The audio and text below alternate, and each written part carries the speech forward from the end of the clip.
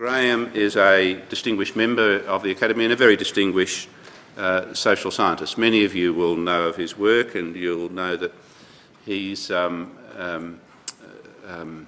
returned from a Federation Fellowship to a University Professorial Research Fellowship at the University of Adelaide, where he's a Professor at the Department of Geography and Environmental Studies, and he's Director of the National Centre for Social Applications of Geographical Information Systems. And I'm sure you only have to keep your eye on newspapers and places of discussion to know how Graeme's work on the implications of population patterns and movements within Australia and beyond Australia and back here are a fundamental part of the discussion of the national future.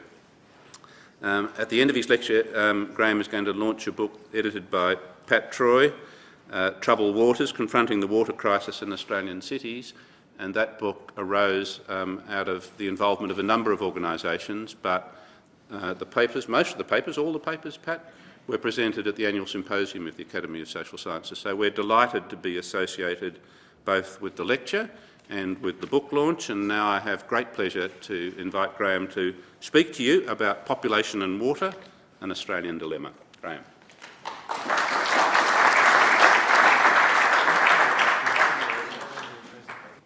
Well, thank you very much, Stuart, and thanks very much for the honour of speaking to you tonight, and particularly for launching this important book. What I'm going to be talking about tonight is the relationship between population and water in Australia. I'll be focusing especially on, initially at least, on the issue of population and what I see as being the big issue which faces the Australian population over the next 15 to 20 years. I'll begin by putting it in some sort of global context and then discuss the dynamics of change in the Australian population, its changing composition and distribution, but point out what the ageing of the population and the ageing particularly of the baby boom and some of the implications are. Then I'll turn to water and look at some of the issues relating to it. World population now is about 6.7 billion, which is somewhat less than what we'd anticipated it would be at this stage because of the quite remarkable decline in fertility which has occurred in virtually every country of the world. But we've seen this changing distribution of the population with a greater proportion being in the lower income countries and especially these days in Africa, although Asia still dominates the global population. The latest figures from the United Nations suggest that we would be looking at a stabilisation of global population around the middle of this century at just over 9 billion. The 20th century could really, I think, be called the demographic century.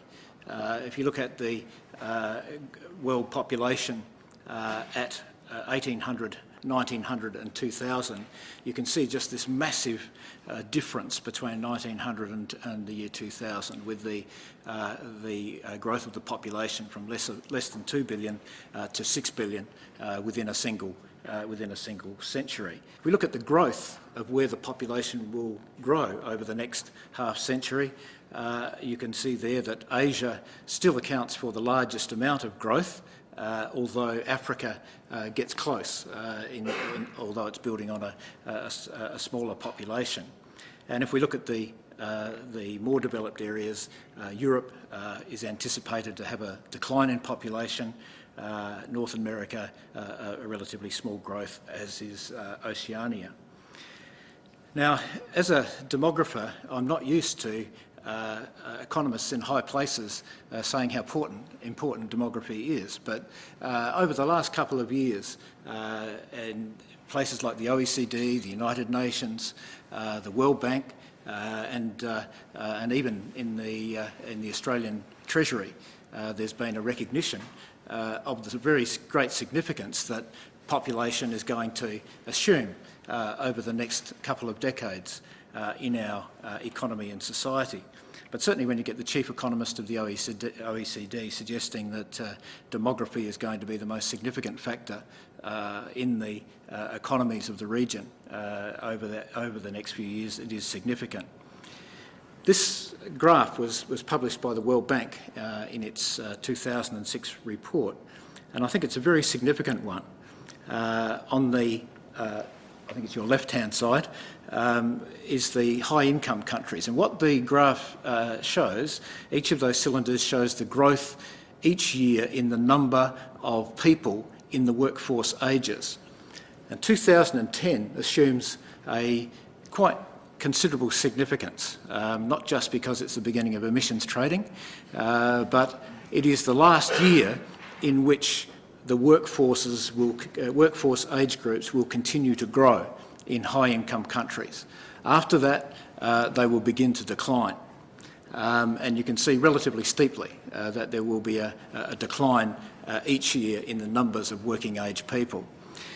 In low-income countries, on the other hand, in the other graph, you can see that despite a very substantial fertility decline, there will be a continued increase, quite significant increase in the numbers in the working ages, although that will level off, particularly in countries like China that have experienced a considerable degree of fertility decline.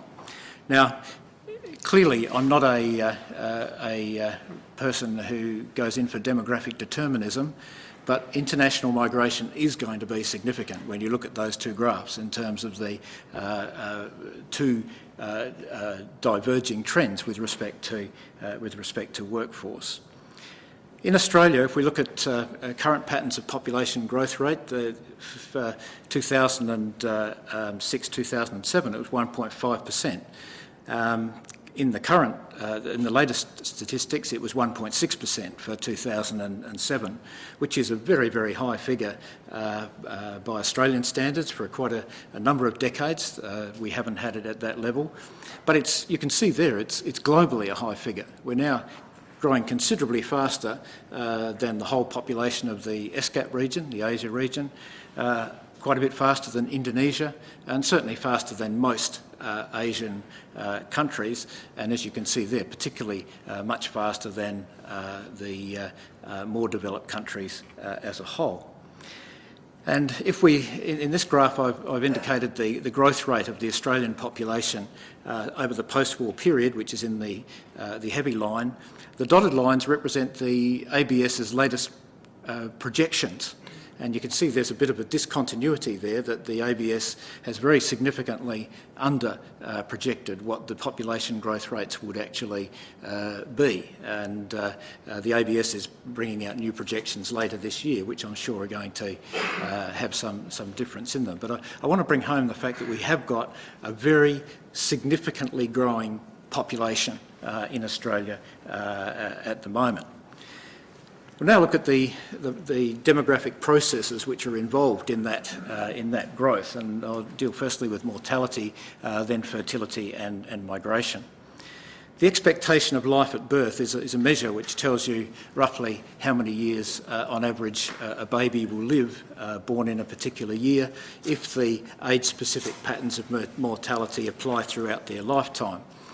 And you can see there the upward climb, the difference between men and women.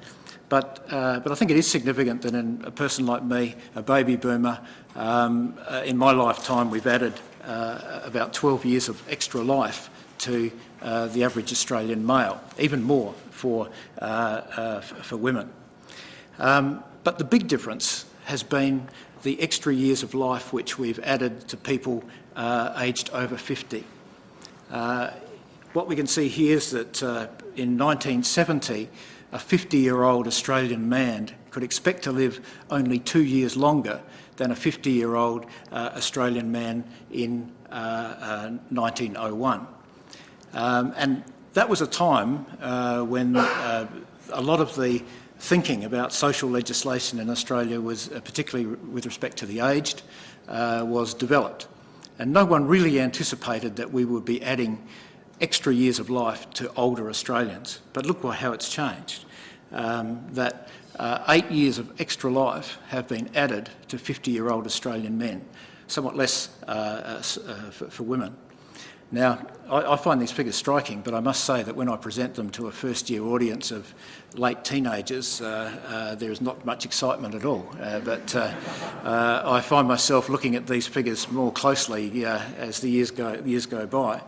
But it is significant. People are living longer, and people who otherwise would have died of a heart attack or a stroke or whatever are surviving. But they're not necessarily all surviving as healthy, fit individuals. And while this is a debated point, if we're looking at self-assessed health in the ABS health surveys, they show that the incidence of disability is increasing among older Australians. Now, this is by no means something which is definitely fixed, but what it is, of course, is that if there's more older people and they're sicker, then that's really means a double whammy, if you like, for the health system. Not only that, it may well be that the ABS projections may be underestimating or under-projecting what the numbers of older people are going to be. Up until the last set of projections, the ABS had only one set of mortality assumptions which they included. They included a more optimistic set in the last set of projections, and the result was that quite a considerable difference in the number of 85 plus people in the population. So it may well be that even the projections of very large numbers of older people in Australia in the future may be understating what that number might be. There are two different views on future mortality. One is that we're going to see increased longevity. There's going to be a pushing out of the survival, the age at which people will survive to.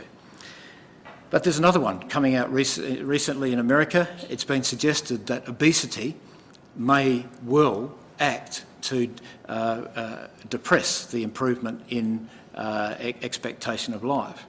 And it's probably a little known fact that in Australia, the most obese, overweight generation we have is the baby boomers. Certainly the most obese, overweight group that will be entering old age.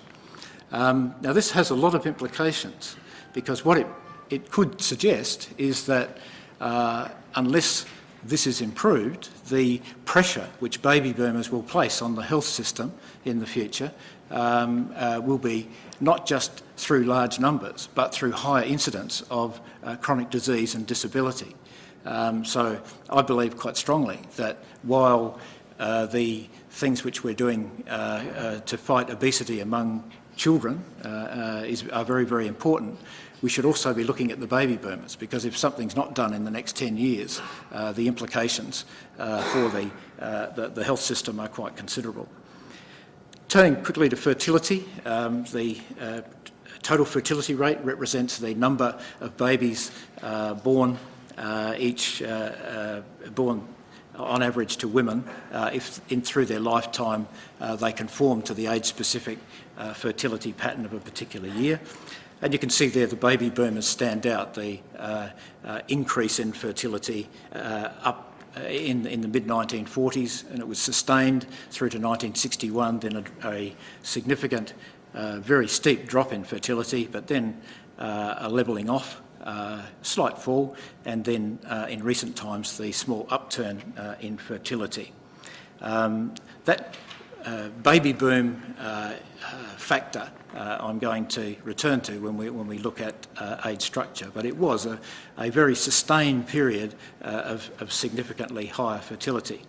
Globally, we've seen this remarkable transition of reductions in fertility. In the early 1950s, only 5 countries had a total fertility rate of less than 2.1 replacement level. Currently, it's over 70 countries, and it's anticipated that the vast bulk of the world's countries will be at that level by the middle of the century. If we look at the significance of natural increase in population growth, natural increase is the excess of births over deaths. Australia ranks very highly among the OECD countries in terms of natural increase being a significant factor in its population growth. It's the fifth largest country, with countries like New Zealand having higher fertility being above it in terms of natural increase. But migration is a very significant factor in Australian population growth. In this diagram, I've got the pattern of natural increase and net migration over the last century in Australia, and the post-war period stands out as being one in which net migration generally has been about half of overall population growth. Very important to remember too, though, that natural increase is still very, very significant despite declines in fertility. But we are a nation of immigrants. 23% of us born overseas, another 26% Australian born with an overseas born parent. But in addition, over 600,000 people at any one time who are temporarily present. Many of them, not just tourists, but students, temporary workers, and so on. Migration has been fundamental in our population growth. Now, if we look at standardised migration to our to our resident population, Australia is third in the OECD countries in terms of the migration in relation to total population.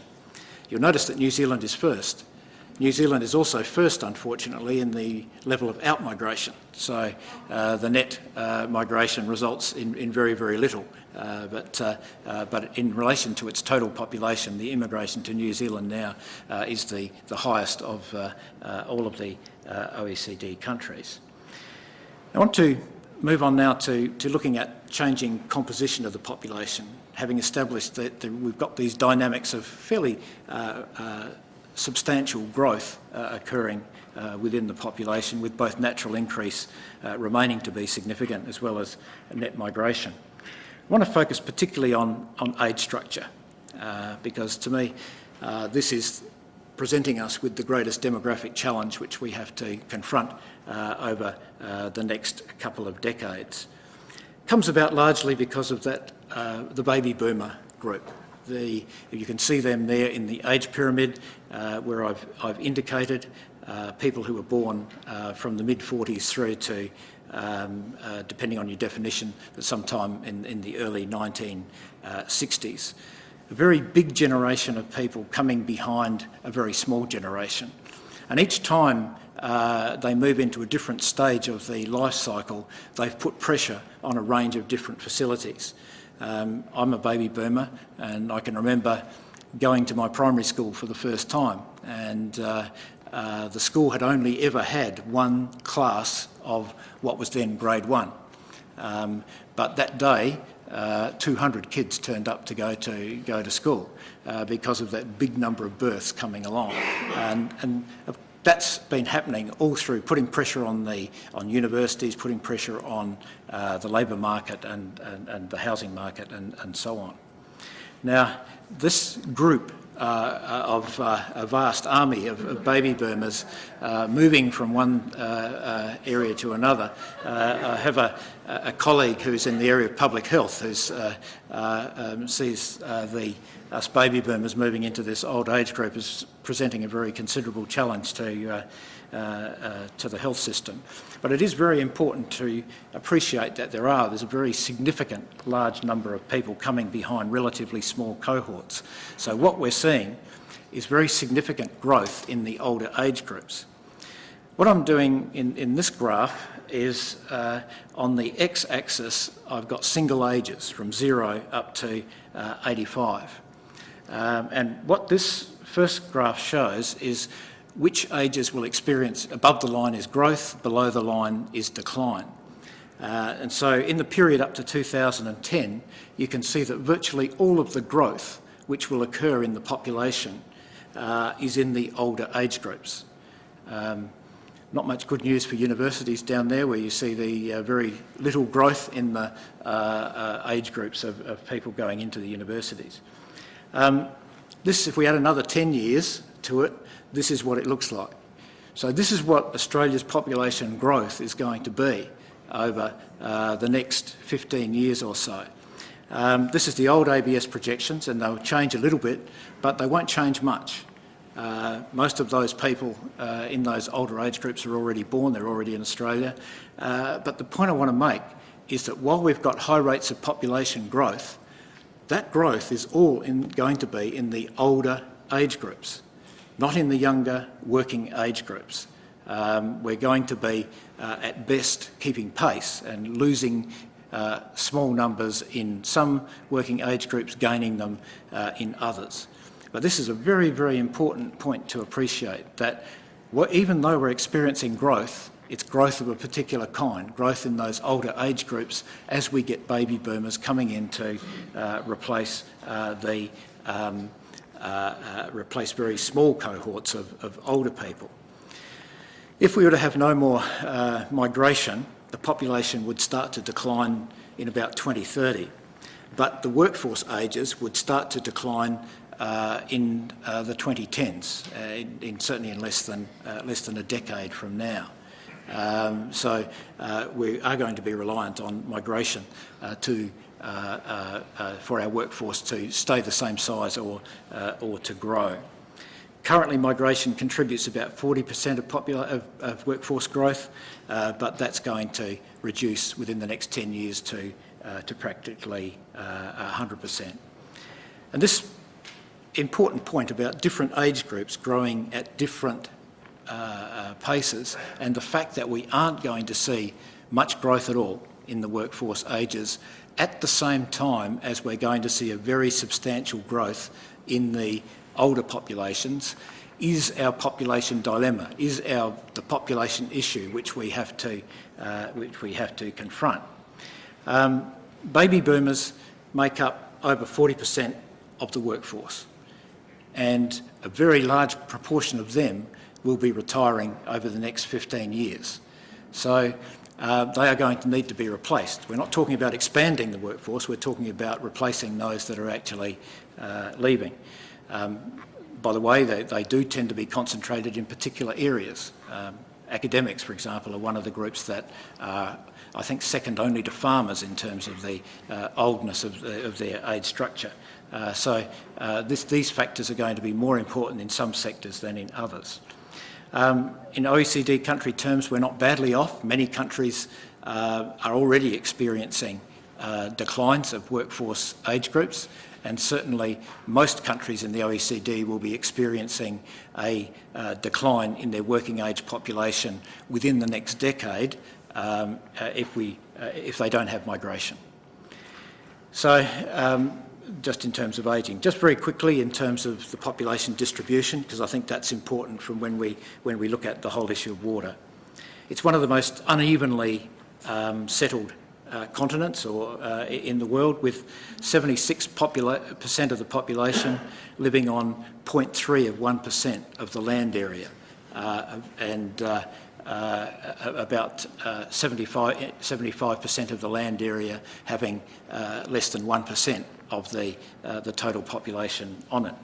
Very highly urbanised, highly concentrated in large urban centres, and with very low overall density, and with 82% living within 50 kilometres of the coastline, which I guess excludes Canberra.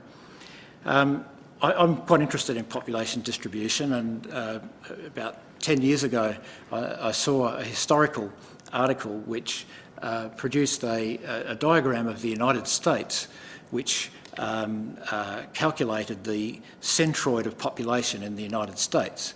And it's in the late 18th century it started up somewhere near Boston, and with every successive census it moved further westward and slightly southward, eventually crossed the Mississippi, and is now well over the other side of the Mississippi. And I thought, I can do this for Australia and get a really exciting pattern. Well, there it is. I'm afraid Australia's population distribution, at least across the nation, as it's measured by this centroid of population, I think it's moved 40 k's in the last century out there in central New South Wales.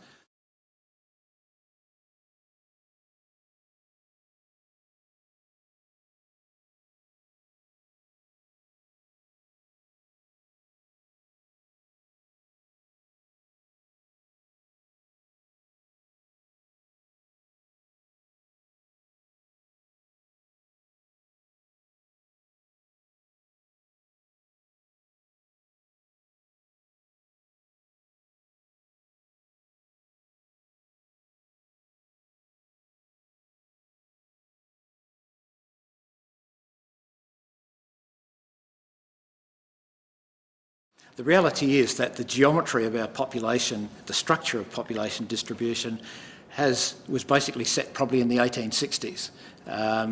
But within that, there's been quite a bit of change. There's been quite within that broad structure, and I think it is important not to see it as being static. Certainly not static. We move house more than anyone else, although most of that is counterbalancing and most of it is over a short area. We're getting a slight increase in concentration in the northern states and Western Australia, and a decline in New South Wales, South Australia, Tasmania, and a relative stability between rural and urban, although in recent years the proportion living in large urban areas has increased. In trying to depict the pattern of population change across the country, if you do a normal choropleth map, which geographers use to do this, two people moving house in central Australia can lead to this massive growth or decline across a very large area.